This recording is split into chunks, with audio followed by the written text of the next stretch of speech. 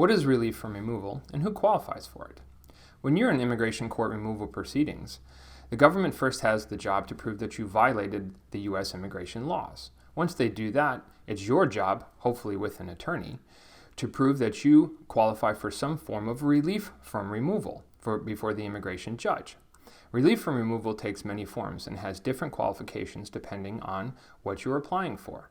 Each of them has an application, and many of them have filing fees that you must pay to the government.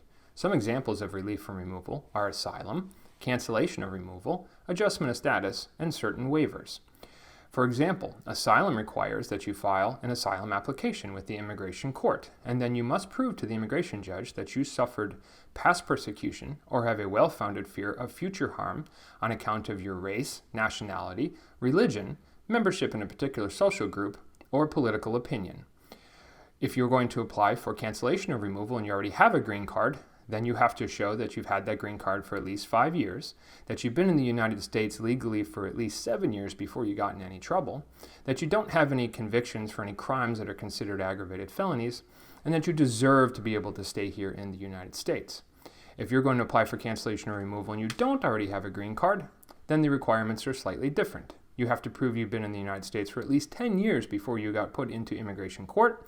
You must prove you had good moral character during that time period, that you deserve to be able to stay in the United States, that you don't have any criminal convictions that can render you deportable from the United States, and most importantly, that you have a United States citizen or lawful permanent resident, spouse, parent, or child who's going to suffer exceptional and extremely unusual hardship if you get deported. For adjustment of status, that's for people who have close relatives who are United States citizens and lawful permanent residents, and they entered the country legally. They can apply for their green cards in court. And then, of course, there are waivers for a variety of things like fraud or minor crimes. You can apply for those with an immigration judge, too. If you're in immigration court and you want to find out what type of relief from removal you may be eligible for, schedule a consultation with an experienced removal defense attorney right away.